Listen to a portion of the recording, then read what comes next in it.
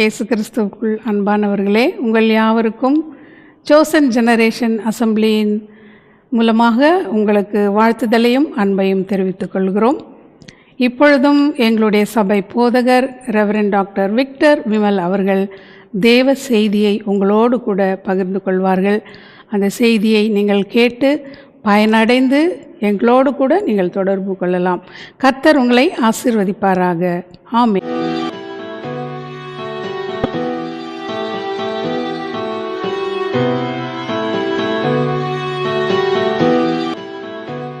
கர்த்தருடைய பரிசுத்த நாமத்திற்கு மகிமை உண்டாவதாக.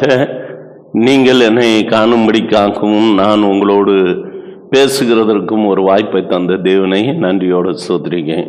இந்த நாளினுடைய ஆசீர்வாதத்துக்கு ஏற்ற வண்ணமாக வேத வசனத்திலிருந்து யாத்ராகமும் 4வது அதிகாரம் 9வது வசனத்தை மையமாக கொண்டு செய்தியை கேட்போமாக. இவ்விரண்டு அடையாளங்களையும் அவர்கள் நம்பாமல் உன் வாக்குக்கு செவி கொடாமலும் இருப்பார்களானால் அப்பொழுது நீ நதியின் தண்ணீரை மொண்டு நிலத்தில் ஊற்றுவாயாக. நதியில் மொண்ட தண்ணீர் வெட்டாந்தரையிலே இரத்தமாகும் என்றார். எனக்கு அருமையான கர்த்தருடைய ஜனங்களே, இச்செய்தியை கேட்டுக்கொண்டிருக்கிற கர்த்தருடைய பிள்ளைகள், இதில் ஆண்டவராகிய இயேசு கிறிஸ்து காணப்படுகிறார் என்கின்ற ரகசியத்தையும் அவர் பட்ட பாடுகளை குறித்து அவர் சிந்தின இரத்தத்தை பற்றி உங்களோடு கூட பேச விருப்பப்படுகிறேன். காரணம், இந்த செய்திக்கு தலைப்பாக நிலத்தில் ஊற்றப்பட்ட தண்ணீர் என்கின்ற தலைப்பை கொடுக்கிறேன். இந்த புதிய ஏற்பாடு பழைய ஏற்பாடு என்று பிரிக்கப்பட்டு இருக்கிற சூழ்நிலையில் பழைய ஏற்பாட்டில் அநேக இடங்களிலே நம்முடைய ஆண்டவராகிய இயேசு கிறிஸ்துவனுடைய குணலட்சணங்கள், அவருடைய செயல்பாடுகள், அவர் மரித்த விதம், அவர் ஜனங்களை மீட்டு கொண்ட விதம், அவருடைய கேரக்டர்ஸ் அத்தனையும் மறைப்பொருளாக இருக்கிறது. எனவே மறைந்துள்ள பலியாக்கிய இயேசு கிறிஸ்து என்கின்ற தலைப்பின் கீழாக ஒரு புத்தகத்தை வெளியிட்டேன். அது மிகவும் பிரயோஜனமுடையதாக இருந்து எல்லாம் வெற்று இருந்தது. இன்னும் அதில் வால்யூம்ஸ் எழுத விருப்பப்படுகிறேன். எனக்கு அருமையான கர்த்தருடைய பிள்ளைகளை, இதில் இருக்கக்கூடிய ரகசியங்கள் என்ன என்கின்றதை புரிந்து கொள்ள வேண்டும். கர்த்தருக்கு சித்தமானால் அடுத்த எபிசோடில் நீங்கள் பார்க்க வேண்டியது தண்ணீரில் போடப்பட்ட மரம் என்று சொல்லி, இங்கு நிலத்தில் ஊற்றப்பட்ட தண்ணீர், அடுத்தது தண்ணீரில் போடப்பட்ட மரம் என்கின்ற தலைப்பின் கீழாக உங்களோடு பேச இருக்கிறேன். நீங்கள் கவனத்தோடு கூட கவனியுங்கள். இங்கு பார்க்கும் பொழுது நீ நதியின் தண்ணீரை மொண்டு தரையிலே ஊற்றுவாயாக. இங்கு நான் எடுக்கக்கூடிய 3 காரியம், தரை, நதி, ரத்தம் என்கின்ற 3 காரியத்தை எடுக்கப் போகிறேன். தரை என்று சொல்லும் பொழுது ஆதியாகமம் 1வது அதிகாரம் 10ஆம் வசனத்தை வாசித்து பார்க்கும் பொழுது தேவன் வெட்டாந்தரைக்கு பூமி என்றும் சேர்ந்த ஜலத்திற்கு சமுத்திரம் என்றும் பெயரிட்டார். தேவன் அது நல்லது என்று கண்டார். வெட்டாந்தரையை பூமி என்று அவர் கூறின காரியத்தை நம்ம பார்க்கிறோம். இதுல மிக முக்கியமானது, இந்த பூமியானது 3வது அதிகாரம் 17ஆம் வசனம் ஆதாம் ஏவாள் செய்த தவறின் நிமித்தமாக இங்கு கூறப்படுகிற வார்த்தை எப்படி இருக்கிறது என்று சொன்னால், பின்பு அவர் ஆதாமை நோக்கி, நீ உன் மனைவியின் வார்த்தைக்கு செவி கொடுத்து புசிக்க வேண்டாம் என்று நான் விலக்கின விருட்சத்தின் கனியை புசித்தபடியினாலே பூமி உன் நிமித்தம் சபிக்கப்பட்டிருக்கும் என்று சொல்லப்படுகிறது. அப்படியானால் இந்த தரை என்று சொல்லுகிற வெட்டாந்தரை, ஏனென்றால் நதியின் தண்ணீரை கொண்டு நிலத்தில் ஊற்றுவாயாக. இந்த நிலம், இந்த வெட்டாந்தரை, இந்த பூமி என்று சொல்லுகிறது. ஆதியில ஆதாம் ஏவாள் செய்த பாவத்தின் நிமித்தமாக இந்த பூமியானது சபிக்கப்பட்டிருக்கிறது என்கின்றதை நாம் பார்க்கிறோம்.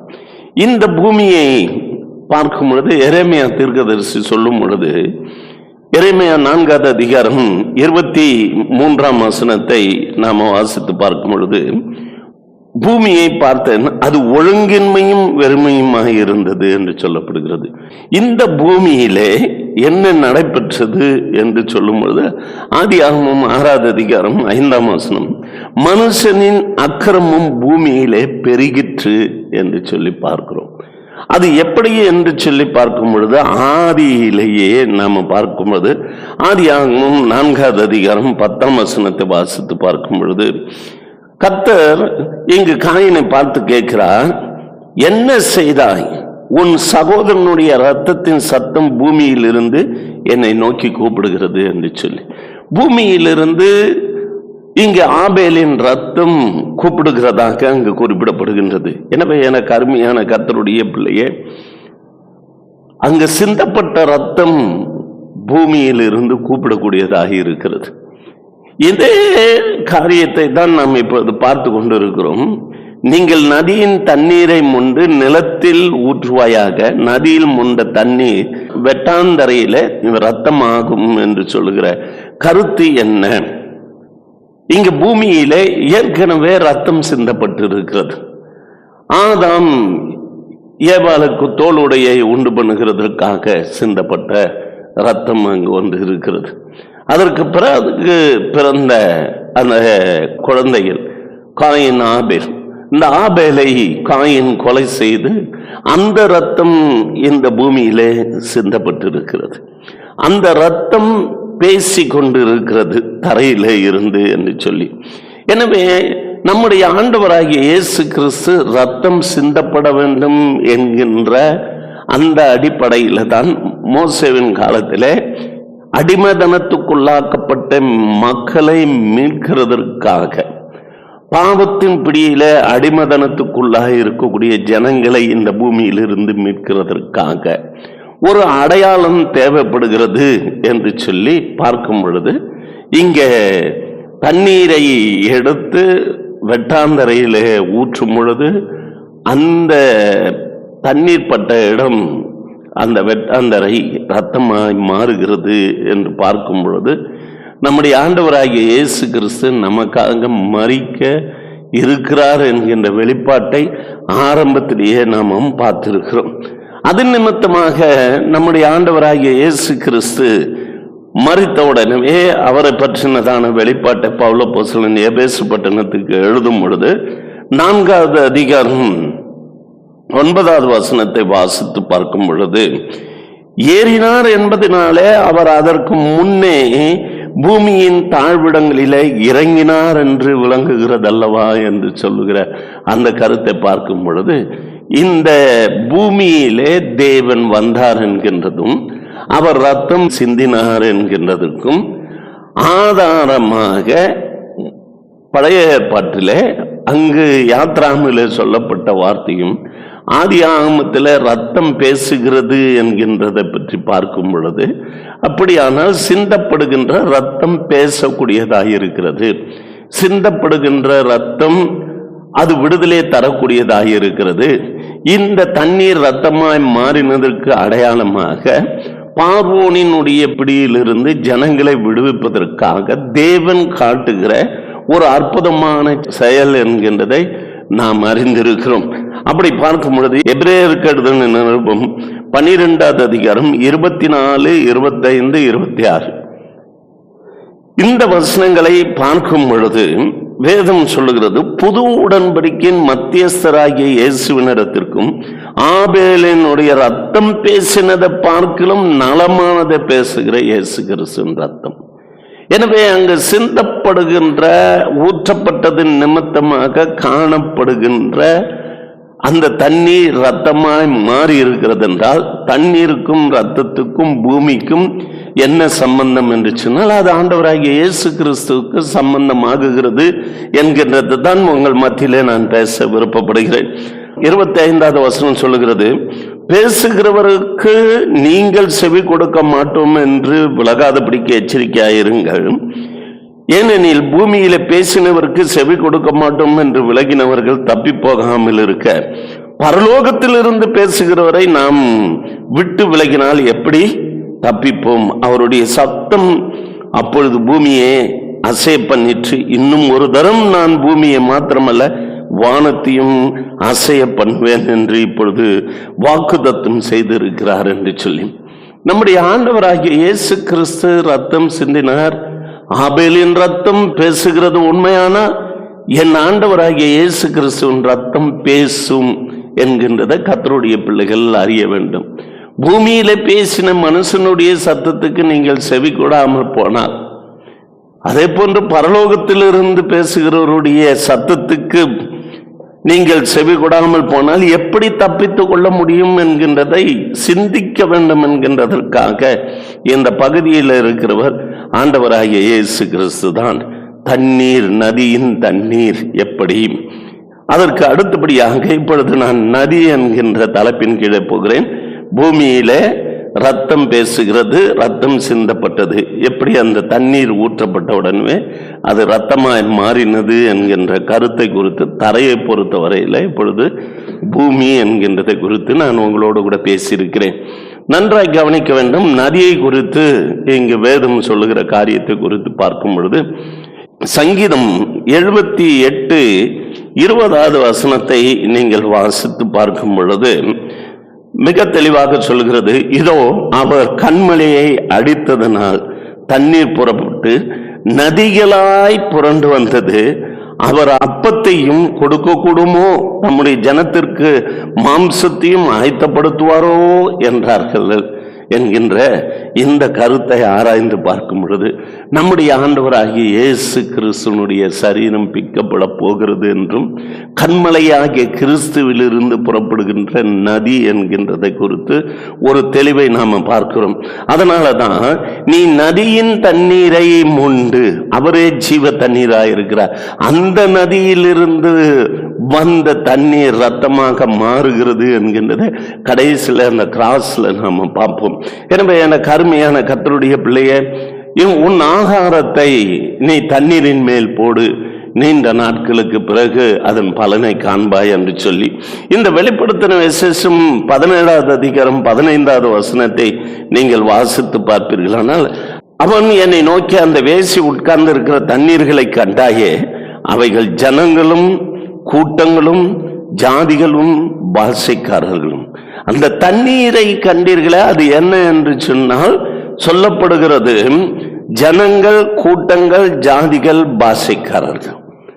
இந்த ஜனங்கள், ஜாதிகள், பாஷைக்காரர்களுக்காக நம்முடைய ஆண்டவராகிய இயேசு கிறிஸ்து ரத்தம் சிந்த போகிறார் என்கின்ற வெளிப்பாடும், அந்த தண்ணீரை ஜீவ தண்ணீராகிய இயேசு கிறிஸ்து இந்த ஜனங்களுக்காக தண்ணீரின் வடிவாய் அவர் காணப்படுகிறார் என்கின்றதை கர்த்தருடைய பிள்ளைகள் புரிந்து கொள்ள வேண்டும். ஏனென்றால் வேதம் சொல்லுகிறது, யோவான் 4வது அதிகாரம் 14ஆம் வசனத்தை நீங்கள் வாசித்து பார்ப்பீர்களானால், நான் கொடுக்கும் தண்ணீரை குடிக்கிறவனுக்கோ ஒரு காலமும் தாகம் உண்டாகாது, நான் அவனுக்கு கொடுக்கும் தண்ணீர் அவனுக்குள் நித்திய ஜீவ கால ஊறுகிற நீரூற்றாய் இருக்கும் என்று சொல்லப்படுகிறது. எனவே எனக்கு அருமையான கர்த்தருடைய பிள்ளையே, அவர் கொடுக்கும் தண்ணீர், அவர் சொல்லுகிற அந்த வார்த்தைகள், பிதாவாகிய தேவன் இந்த நதியில் இருக்கிற தண்ணீரை எடுத்து தரையில ஊற்றும் பொழுது ரத்தமாய் மாறும் என்கின்றத ரகசியம் என்ன என்கின்றதை தான் நம்ம இப்பொழுது ஆராய்ந்து பார்த்து கொண்டு இருக்கிறோம். யோவான் 7வது அதிகாரம் 38ஆம் வசனம் சொல்லுகிறது, வேத வாக்கியம் சொல்லுகிறபடி என்னிடத்தில் விசுவாசமாய் இருக்கிறவன் எவனோ அவன் உள்ளத்தில் ஜீவ தண்ணீர் உள்ள நதிகள் ஓடும் என்று சொல்லி, அந்த நதிக்கு உரியவர், அந்த தண்ணீருக்கு உரியவர். அந்த தண்ணீர் எப்படி ரத்தமாய் மாறுகிறது என்கின்றதையும், பூமியில அது ஊற்றப்படும் பொழுது ரத்தமாய் மாறுகிறதுக்கு காரணம் பூமியில் உள்ள ஜனங்களை பற்றினதான காரியம். அக்கிரமம் மிகுதியாய் இருந்த இந்த பூமியில் இருக்கக்கூடிய மக்களை, அடிமைத்தனத்தில் இருக்கக்கூடிய மக்களை விடுவிப்பதற்காக அவர் செய்த அடையாளம் அந்த நாளிலே ஒரு அடையாளமாக காணப்பட்டாலும் கூட அது யாரை குறிக்கிறது என்று சொன்னால் என் ஆண்டவராகிய இயேசு கிறிஸ்துவை குறிக்கக்கூடியதாக இருக்கிறது. ஏசாயா தீர்க்க தரிசன புத்தகம் 48வது அதிகாரம் 18ஆம் வசனம் சொல்லப்படுகிறது, அவர் சமாதானத்துக்குரிய தேவன் என்கின்றதுனால அப்பொழுது உன் சமாதானம் நதியை போல இருக்கும் என்று சொல்லி அங்கு குறிப்பிடுகின்றார். ஏனென்றால் அவர் சமாதானத்தை கொடுக்க போகிறபடினாலே, நதியில் இருக்கிற தண்ணீராய் அவர் இருக்கிறபடினாலே, ஜனங்களுக்காக அவர் அந்த தண்ணீரின் வடிவிலே இருக்கிறதையும், அந்த தண்ணீரை எடுத்து மொண்டு கீழே ஊற்றப்படும் பொழுது அது ரத்தமாய் மாறுகிறதும். இன்னும் காணாம ஒரு கல்யாணத்தை நீங்கள் எடுப்பீர்களானால் அந்த ஊற்றப்பட்ட தண்ணீர் அது ரத்தமாய் அல்ல திராட்சை ரசமாய் மாறுகிற ரகசியங்கள் எல்லாம் யாரை குறிக்கிறது என்றால் அவர் சிந்த போகிற ரத்தத்தை குறித்ததான ஒரு வெளிப்பாடு. எனவே ஏசாயா தீர்க்க தரிசன புத்தகம் 66வது அதிகாரம் 12ஆம் வசனத்தை வாசித்து பார்க்கும் பொழுது, இதோ நான் சமாதானத்தை ஒரு நதியை போலவும் ஜாதிகளின் மகிமையை புரண்டோடுகிற ஆற்றை போலவும் அவளிடமாக பாயும்படிக்கு செய்கிறேன் என்று அங்கு வார்த்தை குறிப்பிடப்பட்டு இருக்கிறது. எனவே சமாதானம் அங்கு எப்படி இருக்கிறது என்று சொன்னால் ஒரு நதியை போல இருக்கக்கூடியதாக இருக்கிறது. இதைதான் எசேக்கியேல் தீர்க்க தரிசன புத்தகம் 47வது அதிகாரம் 5ஆம் வசனத்தை வாசித்து பார்க்கும் பொழுது இங்கு வேதம் சொல்லுகிறதை நன்றாய் கவனிக்கும். பின்னும் அவர் 1000 முழம் அளந்தார். அங்கே அது நான் கடக்கக்கூடாத நதியாயிருந்தது, தண்ணீர் நீச்சமும் கடக்க முடியாத நதியுமாயிருந்தது என்கின்றதை புரிந்து கொள்ள வேண்டும். அது கடக்கக்கூடாத நதியாக இருக்கிறது, அது வற்றி போகாத நதியாக இருக்கிறது. அதுல 7ஆம் வசனத்தை வாசித்து பார்க்கும் பொழுது, நான் நடந்து வருகையில் இதோ நதி ஓரத்தில் இக்கரையிலும் அக்கறையிலும் வெகு திரளான விருட்சங்கள் இருந்தது என்கின்றது ஒரு செப்பரேட்டான காரியம். அது கனிகளை குறிக்கக்கூடிய ஒரு காரியம். 8வது வசனம், அந்த தண்ணீர் ஆரோக்கியமாகும் என்று சொல்லப்பட்டிருக்கிறது. 9வது வசனம், இந்த நதி போகும் இடமெங்கும் சஞ்சரிக்கும் ஜீவ பிராணிகள் யாவும் பிழைக்கும். இந்த தண்ணியை அங்கே வந்தபடியினால் வெகு ஏராளமான மச்சங்கள் உண்டாயிருக்கும். இந்த நதி போகும் இடமெல்லாம் ஆரோக்கியம் உண்டாகும் என்று சொல்லி, இந்த நதி போகிற இடமெல்லாம் ஆரோக்கியம் உண்டாகுகிறது மாத்திரமல்ல, மச்சங்கள் என்கின்றது ஆத்துமாக்களை குறிக்கக்கூடிய ஒன்றாய் இருக்கிறது. அங்கு சஞ்சரிக்கும் ஜீவ பிராணிகள் யாவும் பிழைக்கும் என்று சொல்லி, அந்த தண்ணீர் அண்டையில் நடத்தப்படுகிற ஒவ்வொரு மனிதனும் தேவனால் ஆசீர்வதிக்கப்பட்டு பிழைக்கக்கூடியவனாய் ஆரோக்கியமுடையவனாக மாறுவான் என்கின்ற கருத்தை வெளிப்படுத்தக்கூடியதாக இருக்கிறது. இந்த நதி எங்கே இருந்து வந்தது, ஏன் இந்த நதி அப்பொழுது அந்த நாளிலே குறிப்பிடப்பட்டது என்று சொல்லி பார்க்கும் பொழுது, வெளிப்படுத்தின விசேஷம் 22வது அதிகாரம் 1ஆம் வசனம், பளிங்கை போல தெளிவான ஜீவ தண்ணீர் உள்ள சுத்தமான நதி தேவனும் ஆட்டுக்குட்டியானவரும் இருக்கிற சிங்காசனத்திலிருந்து புறப்பட்டு வருகிறதை எனக்கு காண்பித்தார் என்று சொல்லி, இப்படி டோட்டலாக அந்த நதியை பற்றி பார்க்கும் பொழுது அது ஆண்டவராகிய இயேசு கிறிஸ்து தான் அவருடைய சிம்மாசனத்திலிருந்து வந்திருக்கிறது என்கின்றதை வெளிப்படுத்துகிறதற்காக ஆரம்ப காலத்திலேயே மோசேவை கொண்டு தேவன் பேசின வார்த்தைகள், அடிமைத்தனத்திலிருந்து மக்களை மீட்டெடுக்கிறதற்காக அடிமைப்படுத்தி கொண்டிருக்கக்கூடிய அந்த பார்வோனுக்கு இது ஒரு அடையாளமாக, பொல்லாத பிசாசானவன் பிடியிலிருந்து தேவன் விடுவிப்பதற்காக தேவன் செய்யக்கூடிய அற்புதங்கள் அங்கு காணப்பட்டாலும் அது அற்புதங்கள் அல்ல, தன்னுடைய சொந்த ஜீவனை அவர் கொடுக்க சித்தம் கொண்டிருக்கிறார். எனவே ரத்தம் என்கின்றதை குறித்து பார்க்கும் பொழுது, இந்த தண்ணீர் பூமியிலே சிந்தப்படும் பொழுது அது ரத்தமாய் மாறுகிறது. தண்ணீரும் ரத்தமும் ஒன்றாய் இருக்கிறது என்று சொல்லி பார்க்கும் பொழுது இங்கு வேதம் சொல்லுகிறது, அவர்தான் இயேசு கிறிஸ்து என்று சொல்லும் பொழுது அவர் ஜெபிக்கிற வேளையில கெத்செமனே தோட்டத்தில், லூக்கா 22வது அதிகாரம் 44ஆம் வசனம், அவர் வியாகுலப்பட்டு அதிக ஊக்கத்தோடு ஜெபம் பண்ணினார், அவருடைய வேர்வை ரத்தத்தின் பெருந்துளிகளாய் தரையிலே விழுந்தது என்று சொல்லி பார்க்கிறோம். யோவான் 19வது அதிகாரம் 34ஆம் வசனத்தை வாசித்து பார்க்கும் பொழுது, அவர் சிலுவிலே தொங்கிக் கொண்டிருக்கும் பொழுது ஒரு போர் சேவகரில் ஒருவன் ஈட்டினால் அவருடைய விலாவிலே குத்தினான், உடனே ரத்தமும் தண்ணீரும் புறப்பட்டு வந்தது.